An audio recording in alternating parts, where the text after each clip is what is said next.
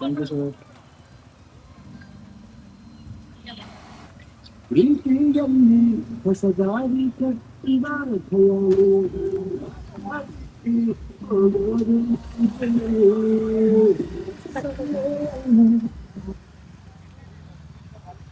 ಸ್ನೇಹಿತರೆ, ನೀವು ಇದು ನೋಡ್ತಾ ಇರೋದು ದುಬೈ ಅಂತಾರಾಷ್ಟ್ರೀಯ ರಸ್ತೆ ಭಾಗ 2.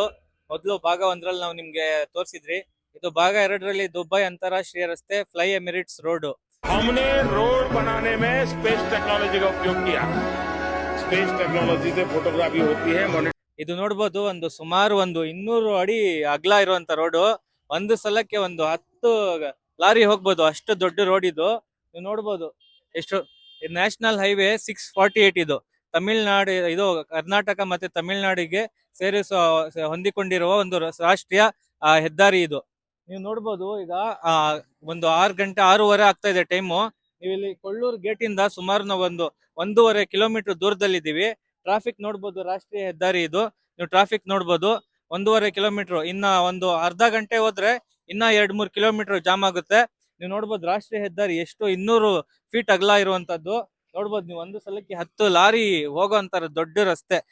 ಮೋದಿ ಅವರು ಹೇಳ್ತಾರೆ, ಸ್ಪೇಸ್ ಟೆಕ್ನಾಲಜಿ ಬಳಸಿ ನಾವು ಫೋಟೋಗ್ರಫಿ ಮಾಡಿ ಒಂದು ರೋಡ್ ಮಾಡ್ತಾ ಇದೀವಿ. ಮೋದಿ ಅವರು ಸ್ಪೇಸ್ಗೆ ಏನೋ ಒಂದು ಸಿಗ್ನಲ್ ಕಳ್ಸಿದಾರೆ. ಆ ಸಿಗ್ನಲ್ ಇನ್ನೂ ಬಂದಂಗಿಲ್ಲ. ಅದಕ್ಕೆ ಯಾವ್ದು ರಸ್ತೆಯಲ್ಲಿ ದುರಸ್ತಿ ಕಾಣ್ತಾ ಇಲ್ಲ. ಮತ್ತೆ ನಿತಿನ್ ಗಡ್ಕರಿ ಅವ್ರು ಹೇಳ್ತಾರೆ, ಲಕ್ಷಾಂತರ ರೂಪಾಯಿ, ಕೋಟ್ಯಾಂತರ ರೂಪಾಯಿ ನಮ್ಮ ಹತ್ರ ಇದೆ ದುಡ್ಡು. ನಾವ್ ಎಲ್ಲಾ ರೋಡನ್ನ ದುಬೈ ಮತ್ತೆ ಅಮೆರಿಕ ರಸ್ತೆ ಮಾಡ್ತೀವಿ ಅಂತ. ಅಮೆರಿಕ ಇರ್ಲಿ, ನಮ್ ಪಕ್ಕದಲ್ಲಿರೋ ನಮ್ಮ ಪಕ್ಕದಲ್ಲಿರೋ ಬಾಂಗ್ಲಾದೇಶ, ಶ್ರೀಲಂಕಾ ರಸ್ತೆಗಳ ತರಾನು ಇಲ್ಲ ನಮ್ಮ ಭಾರತದ ರೋಡ್ಗಳು. ಹೇಳ್ಕೊಳಕ್ಕೆ ನಮ್ದು 6th ಬಿಗ್ಗೆಸ್ಟ್ ಎಕಾನಮಿ. ಆದ್ರೆ ನಮ್ಮ ರಸ್ತೆಗಳು ನೋಡಿದ್ರೆ ನಾವು ಯಾವ ಸಣ್ಣ ಕಂಟ್ರಿಗೂ ನಾವು ಹೋಲಿಕೆ ಮಾಡಕ್ಕಾಗಲ್ಲ. ಅಷ್ಟೊಂದು ಹಿಂದೆ ಇದೀವಿ ನಾವು. ಇದು ಭಾಷಣ ಮಾಡೋದು, ದೊಡ್ಡ ದೊಡ್ಡ ಭಾಷಣ ಮಾಡ್ತಾರೆ, ಆದ್ರೆ ಕೆಲಸ ಮಾತ್ರ ಇಲ್ಲಿ ಶೂನ್ಯ. ಇದು ಏನು ರಾಷ್ಟ್ರೀಯ ಹೆದ್ದಾರಿ ತರ ಮಾಡ್ಬೇಕು. ಮತ್ತೆ ಇದನ್ನು ನೀವು ನೋಡ್ಬಹುದು, ನಾನು ಒಂದು ದುಬೈ ರಾಷ್ಟ್ರೀಯ ಹೆದ್ದಾರಿ ಅಂತ ಹೇಳಿದೆ.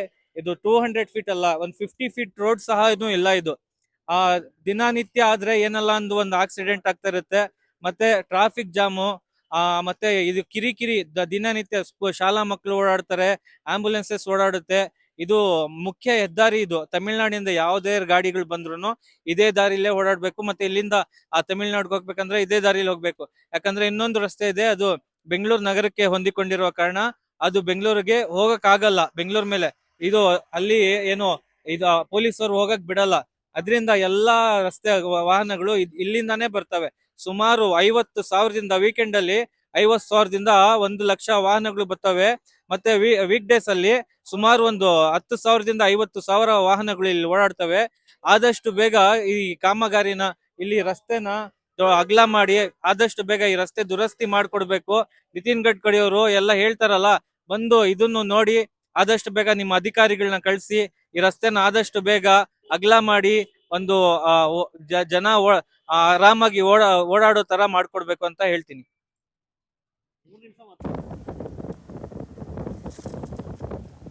ನೋಡಿ ಗೈಸ್, ಇದು ರೋಡ್ ಹೆಂಗಿದೆ, ಇದು NH road.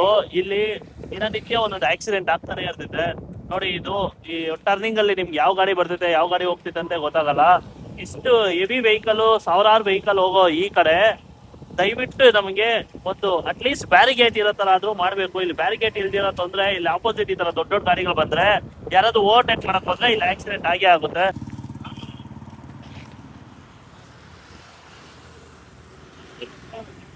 Hello mic testing. Hello.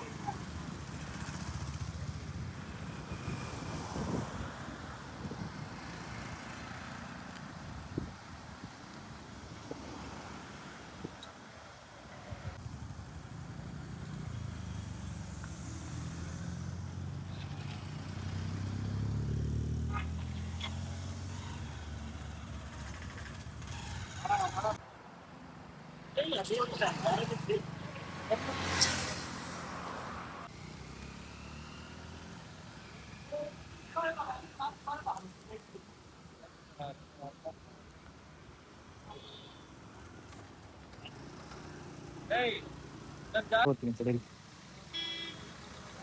ಏಣ